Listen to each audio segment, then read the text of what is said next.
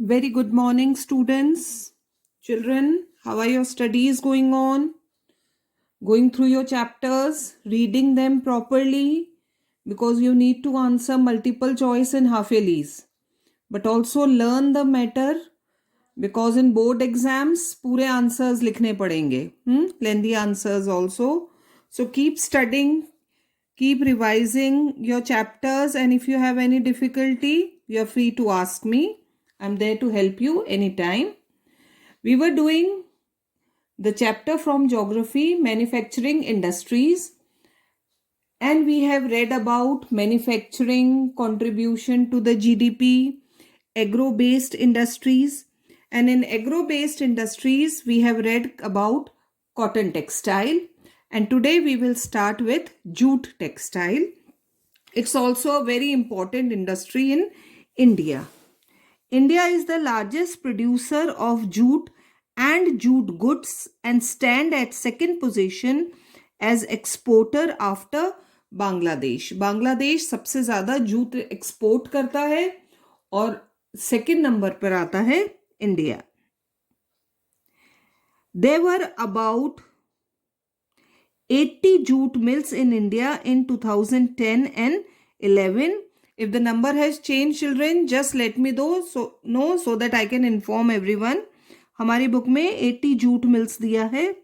Most of these are located in West Bengal, mainly along the banks of the Hooghly River. जितनी भी ये 80 jute mills हैं, mostly these jute mills are near the Hooghly river in West Bengal. वहां पर situated हैं ज्यादातर ये jute mills in a narrow belt that is 98 kilometer long and 44 kilometers wide.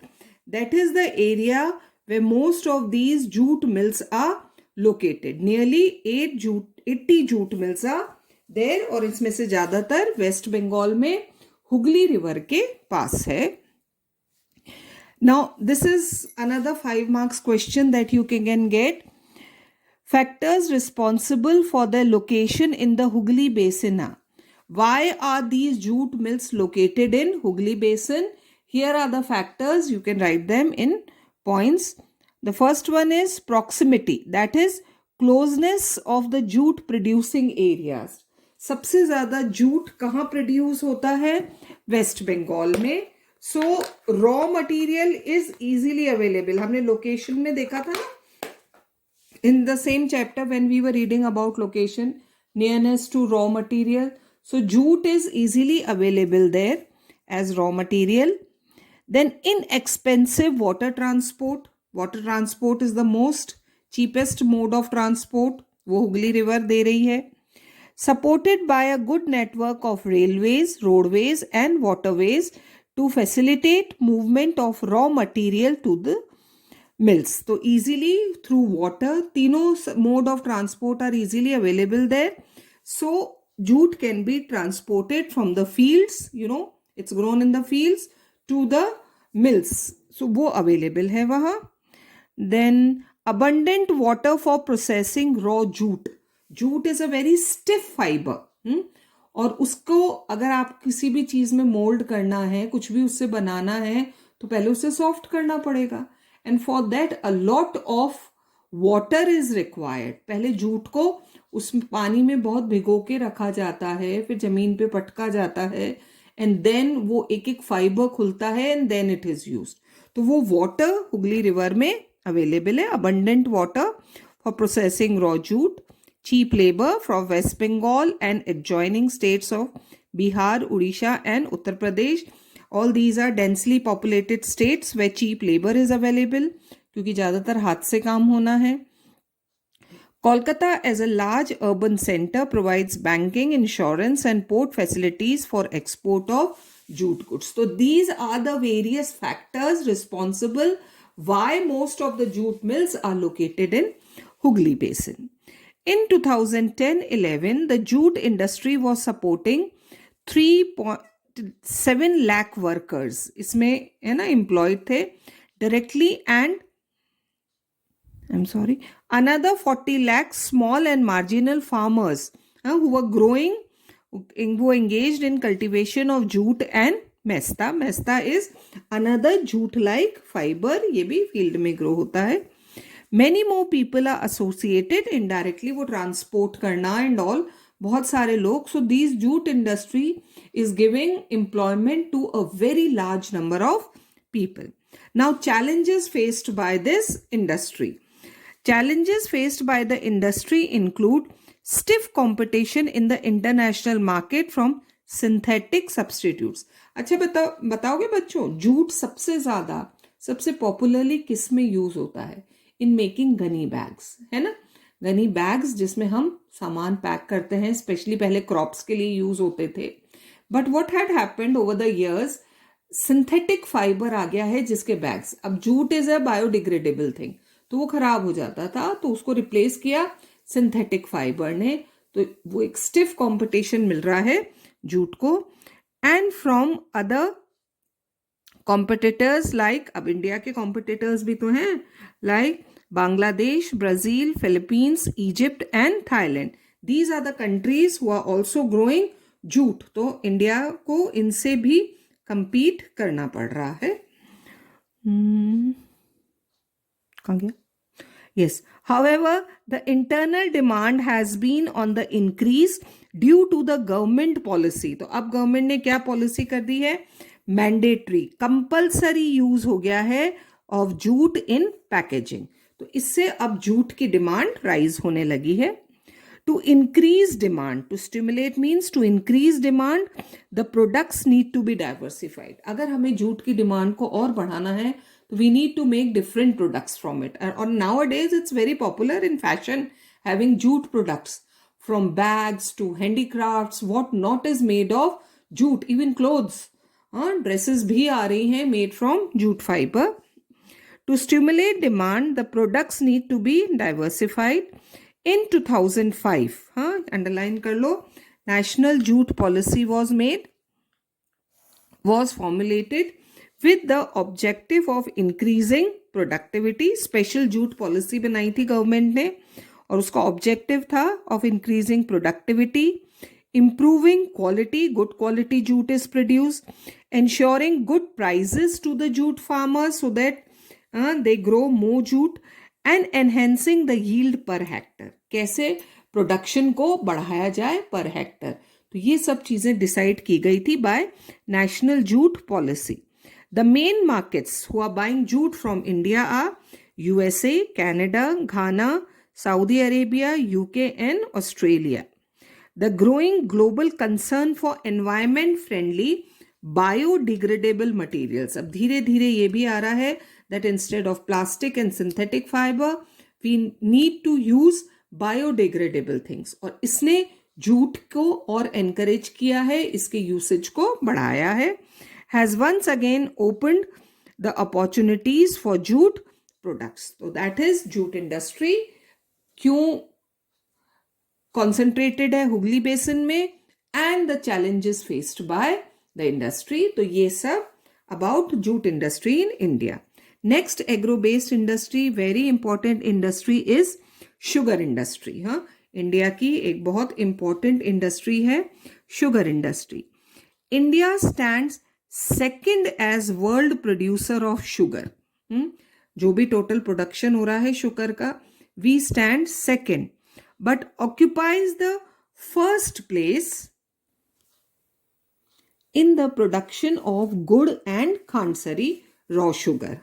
Second producer हैं हम शुगर में, लेकिन बाकी गुड़ और सबसे ज्यादा khandsari are produced in India. The raw material क्या है बताओ? Raw material of course sugarcane used in the industry is bulky, heavy and in haulage. जैसे जैसे उसमें से सिरप ड्राई अप होता है, सिरप निकाल लिया जाता है, its sucrose content reduces. जैसे जैसे ड्राई होता जाएगा उसमें सिरप कम होता जाएगा. तो वो रॉ मटेरियल इज शुगरकेन. ये कमी है इसके रॉ मटेरियल में. So where should the mills be ideally located? तो शुगर मिल्स कहाँ होनी चाहिए? इन 2010-11 there were over 662 sugar mills in the country spread over UP, Bihar, Maharashtra, Karnataka, Tamil Nadu, Andhra Pradesh and Gujarat along with Punjab, Haryana and MP. So 662 sugar mills spread over these states. 60% mill were in Uttar Pradesh and Bihar. Sugarcane सबसे ज़्यादा कहाँ grow होता है? उत्तर प्रदेश में. तो most of the mills are located in Uttar Pradesh and Bihar.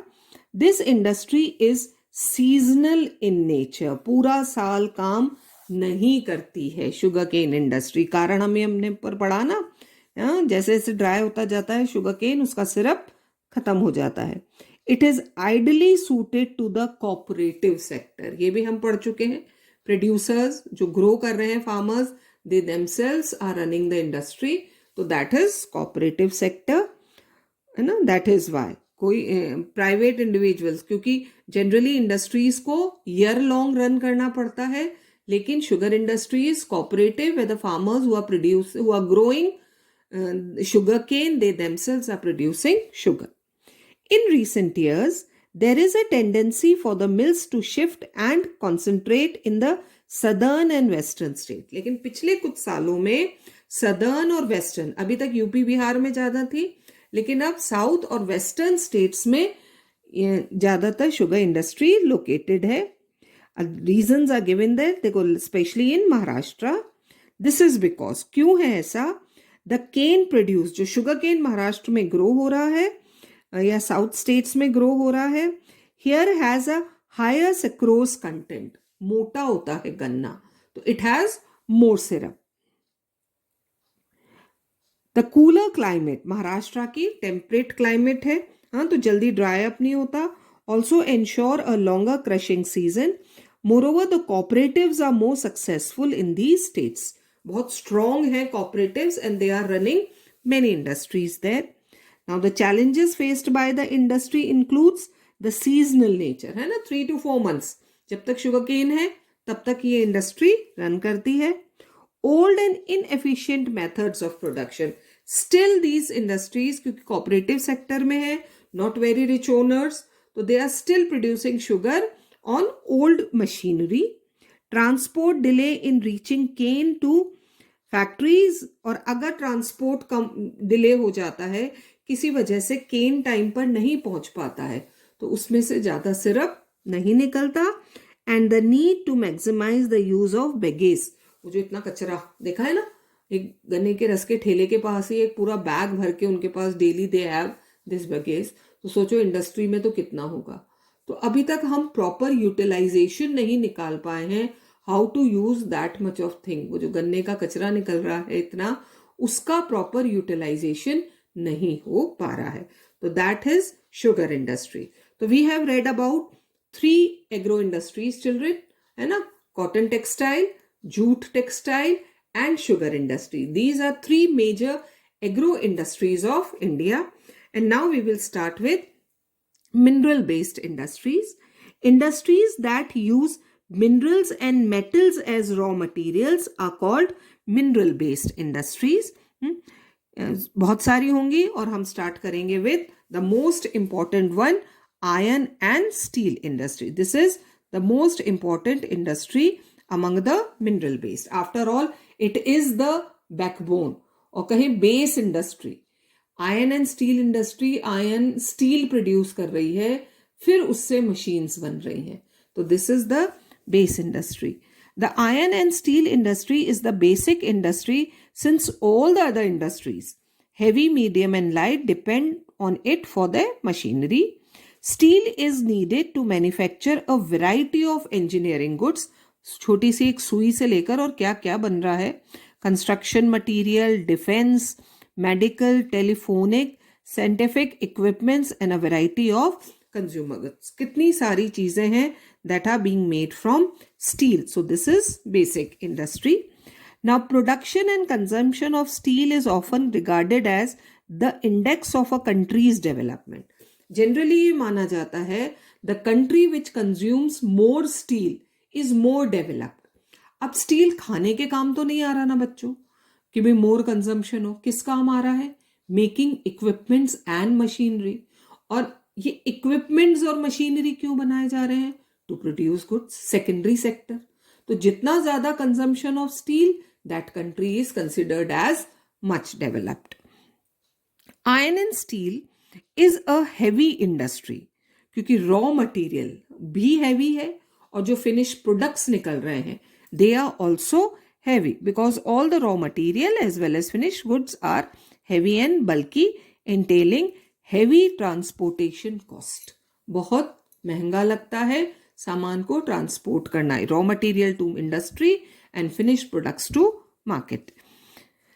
Okay, अब देखो, this is how steel is made. It's given here. Iron ore, coking coal and limestone, ये तीनों को मिलाया जाता है. क्या क्या है बच्चों?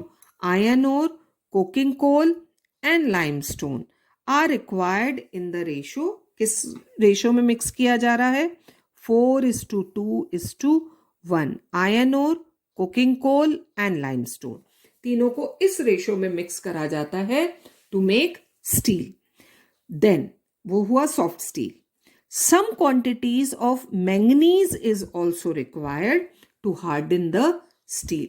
तब जाकर स्ट्रॉन्ग स्टील रेडी होता है. Now, then where should be the steel plants ideally located? Remember that the finished products also need an efficient transport. Steel industry से जो products निकल रहे हैं उन्हें भी proper transportation की जरूरत होती है. Transport network for their distribution to the markets and consumers. So where should ideally these iron and steel plants be located? In 2016, with 95.6 million tons of crude steel production. 1916 में हम कितना steel produce कर रहे थे? 95.6 million tons per year. India ranked third among the world crude steel producers. It is the largest producer of sponge iron, soft steel. In 2016, per capita consumption, कितना industries में use हो रहा है according to the population in the country was only around 63 kg per annum, जो कि हमारी population के हिसाब से बहुत कम है. और वर्ल्ड एवरेज कितना है? 208 kg. Imagine the difference between these two. तो हम तो बहुत पीछे हैं भाई इन यूसेज ऑफ स्टील. मतलब डेवलप्ड जो हमारा सेकेंडरी सेक्टर है that is not much developed. और नीचे देखो, it's given there, you can read it. Process of manufacture of steel. किस किस प्रोसेस में हो रहा है आपको ये प्रोसेस याद रखना है बच्चों. सबसे पहले transport of raw material to plant, है ना, वहां लेकर गए, वो रॉ मटेरियल हमने ऊपर पढ़ लिया.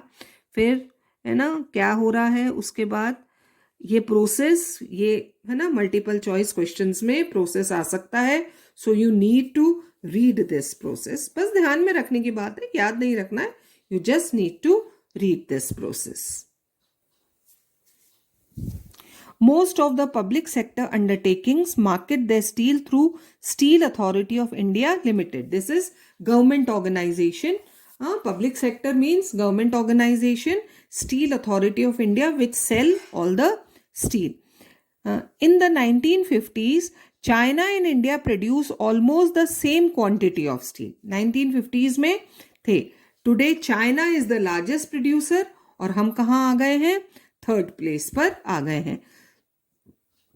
China is also the world's largest consumer. Of course, China में सारे products, सारे parts कहाँ बनते हैं? चाइना में. So it is the largest producer as well as consumer of steel. छोटा नागपुर प्लेटो रीजन, ज्यादातर हमारे आयरन एंड स्टील प्लांट्स कहाँ हैं? छोटा नागपुर प्लेटो रीजन में has the maximum concentration of iron and steel industries. है ना, क्यों है? Another question. It's largely, here are the reasons, because of the relative advantages this region have for the development of these industries. है ना, the region is most suitable for the development of iron and steel industry. अब ये क्या है? Low cost of iron ore, क्योंकि पास में ही है, सारी आयरन माइंस वहीं हैं तो इजीली रॉ मटेरियल अवेलेबल होता है. High grade raw materials in proximity, closeness वहीं मिल रहा है. चीप लेबर, सारे डेंसली पॉपुलेटेड स्टेट्स हैं. And vast growth potential in the home market. India में ही बहुत ज्यादा यूसेज है आयरन का. इसलिए सारी इंडस्ट्री वहाँ है. Though India is an important iron and steel producing country in the world, yet we are not able to perform to our full potential. अब ये हम limitations, challenges faced by iron and steel industry. हम बहुत सारा iron ore produce कर रहे हैं, India में बहुत सारा आयरन ओर हो रहा है, बट स्टिल हम उसको प्रॉपर यूज में क्यों नहीं ले पा रहे हैं? Here are the region. High cost and limited availability of coking coal. अभी बच्चों, जब हमने ये प्रपोर्शन पढ़ा था कि स्टील कैसे बनता है, तो आयरन ओर तो हम प्रोड्यूस कर रहे हैं, लेकिन हम क्या नहीं प्रोड्यूस कर रहे हैं? Coking coal. रेशो समझा था ना हमने, 4:2. Half of the coking coal हमें चाहिए होता है स्टील बनाने के लिए, and that coking coal is not available in India. तो हम उतना स्टील प्रोड्यूस नहीं कर पा रहे हैं. सेकंड है लो प्रोडक्टिविटी ऑफ लेबर. हमारी लेबर उतना काम नहीं कर पाती है ना, ज्यादा स्किल्ड और प्रॉपर लेबर नहीं है. Irregular supply of energy, electricity है ना, ये हमने पहले भी इरेटिक सप्लाई पढ़ा था, पूरी इलेक्ट्रिसिटी नहीं मिलती. And poor infrastructure, old machinery. हमारी इंडस्ट्रीज में अभी भी ओल्ड मशीन्स पर ही काम हो रहा है, और आपको पता है मशीन जितनी पुरानी होगी प्रोडक्शन उतना ही कम होगा. तो these are the few challenges faced by iron and steel industry. We also import good quality steel from other countries. Imagine, इतना आयरन ओर प्रोड्यूस करने के बाद भी हमें जो गुड क्वालिटी स्टील है वो इंपोर्ट करना पड़ता है. However, the overall production of steel is sufficient to meet our domestic demand. लेकिन हम इतना स्टील प्रोड्यूस कर रहे हैं इंडिया में जो हमारी नीड्स के हिसाब से पूरा है. जरूरत नहीं है इंपोर्ट करने की, लेकिन जो प्राइवेट सेक्टर है वो जरूर स्टील इंपोर्ट करता है according to their needs. Liberalization and foreign direct investment have given a boost to the industry. After globalization, liberalization, उससे हमारी स्टील इंडस्ट्री को बहुत फायदा हुआ है. With the efforts of private entrepreneurs, there is a need to allocate resources. लेकिन फिर भी because we are producing a lot of iron ore, तो हमें थोड़ा और रिसर्च करके हम स्टील को बेटर कैसे कर सकते हैं, यूसेज कैसे बढ़ा सकते हैं, वो थोड़ा सा और रिसर्च करने की जरूरत है. And development to produce steel more competitively. तो थोड़ा सा काम करने की जरूरत है, और ये इंडस्ट्री भी फिर वर्ल्ड लेवल पर कंपीट करेगी. तो that was iron and steel industry. Now listen carefully children. आगे की आपकी कुछ इंडस्ट्रीज जो दे रखी है बुक में, they are not in your syllabus. Aluminium है, सीमेंट है, फर्टिलाइजर इंडस्ट्री है, केमिकल इंडस्ट्री है, एंड ऑटोमोबाइल इंडस्ट्री. हाँ, ये सब हमारे कोर्स में नहीं है. एंड आई थिंक आईटी भी है, इंफॉर्मेशन एंड टेक्नोलॉजी. तो आप ये इनकी सिर्फ एक बार रीडिंग लगाना बच्चों, ये आपके कोर्स में इसमें से क्वेश्चंस नहीं आएंगे. तो if you want you can just read them.